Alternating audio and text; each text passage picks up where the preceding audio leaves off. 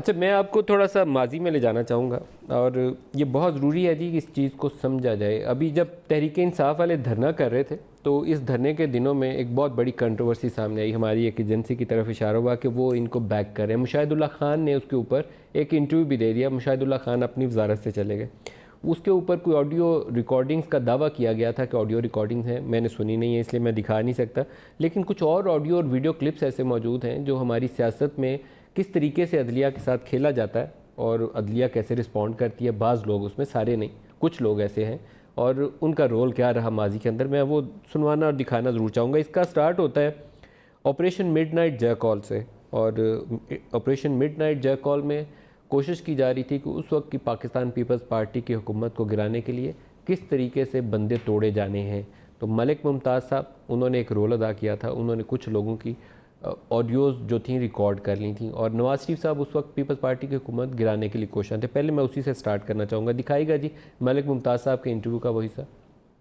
Major Ahmad نے کہا کہ بے نظیر کے خلاف عزم اعتماد کی تحریک آ رہی ہے، آپ کے رشتے دار کچھ ہیں ایم این ایز، اور آپ ہمارے ساتھ تعاون کریں اور ان ایم این ایز کو ہمارے ساتھ شامل کریں۔ میں نے کہا ہمارے سے کیا مطلب ہے؟ اس نے کہا کہ عزم اعتماد کی تحریک جو آ رہی ہے اس میں وہ ہمیں سپورٹ کرے۔ میں نے رضاکارانہ طور پہ تھوڑی سی حامی بھر دی۔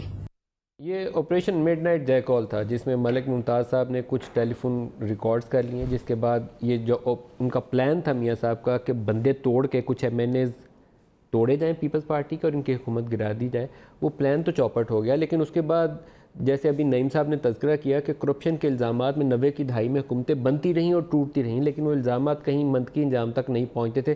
ایس جی ایس کوٹیکنا کا ایک ایسا ہی کیس تھا جس میں بے نظیر بھٹو اور محترمہ اللہ پاک ان کی مغفرت فرمائے اور آصف علی زرداری صاحب، ان دونوں کے اوپر کرپشن کے الزامات لگ گئے، کیس عدالت میں چلا گیا۔ جسٹس قیوم صاحب ہمارے ہر حکومت کا حصہ رہا کرتے تھے، آج کل نہیں ہے، پتہ نہیں پی ٹی آئی والے کبھی بلائی نہ لے ان کو۔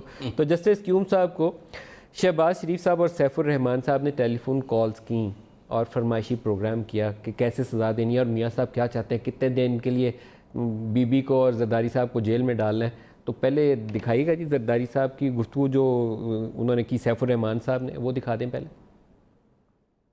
مجھے باہر بتائیے سزا کتنی دینی ہے؟ جو آپ لوگوں نے بتایا جی بالکل 7 سال سے کم ہی دینی، 7 نہیں دینی، 7 نہیں 5 سال کر دیتے۔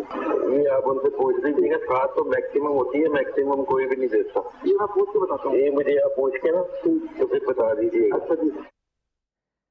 اور یہی جسٹس قیوم صاحب جو تھے بعد میں جنرل مشرف کے بھی اٹارنی جنرل رہے، یہی جسٹس قیوم صاحب جو تھے بعد میں آصف زرداری کے بھی اٹارنی جنرل رہے، اور یہی جسٹس قیوم صاحب تھے جنہوں نے ان کو سزا دی تھی ایس جی ایس کوٹیکنا میں، یہی جسٹس قیوم صاحب تھے جنہوں نے بعد میں انشور کیا کہ وہ پورا پروسیس جو تھا سوئس کورٹس میں ڈائی ڈاؤن ہو جائے، ٹائم بارڈ ہو جائے، تاکہ اس کے الٹیمیٹ کنوکشن جو تھی وہاں سے نہ ہو سکے۔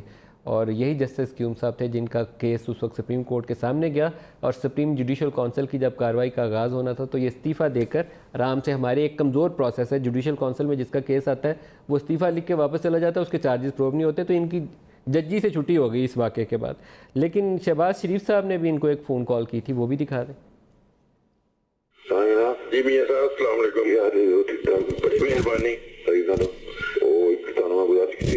سر، وہ میں ختم کرتا جی، بڑی مہربانی۔ چودھری سرور کا معاملہ ہے نا جی؟ اچھا، وہ ذرا مینو انہوں نے کیا جی بڑے بھائی صاحب کی مہربانی میرے کو ذرا دھیان کرنا چاہیے۔ اچھا چودھری سرور کا خیال کرنا کرتا جی، میاں صاحب نے کیا تھا کل ختم ہوگا۔ سر آپ کے علم میں ہے ہی چودھری سرور صاحب کون سے والے ہیں؟ نہیں، یہ میرے علم میں نہیں ہے۔ یہ علم ہے، اس کو چھوڑ دیں یہاں پہ، اس کو کھلا چھوڑ دیں۔ نہیں، میرا خیال ہے اس زمانے میں چودھری سرور صاحب، آپ کون سے ہمارے گورنر صاحب کی بات کر رہے ہیں؟ معلوم وہ تو انگلستان میں رہے تھرو آؤٹ۔ مجھے معلوم نہیں، میں اس کے سلسلے میں مجھے نہیں پتا یہ کس کی طرف اشارہ کر رہا ہے۔ ایک اور آپ کو سنوا دوں، جسٹس نسیم حسن شاہ جس کیس میں بھٹو کو پھانسی دی گئی، جی اس کے متعلق ان کا بھی ایک چھوٹا سا کلپ ہے، موجودہ چیف جسٹس کے سسر بھی ہیں، دکھائیے گا جی۔ تو تمام جج صاحبان جو ہیں وہ اتنے بہادر نہیں ہوتے کہ اپنی نوکریوں کو قربان کر دیں اور انصاف کرتے رہیں۔ میں آپ کو سچی بات بتا رہا ہوں، لہذا وہ یہی سمجھتے ہیں کہ اپنی نوکری کو بچا لینا چاہیے، کیونکہ شاید میرا یہاں رہنا قوم کے لیے اور اس ادارے کے لیے بہتر رہے گا.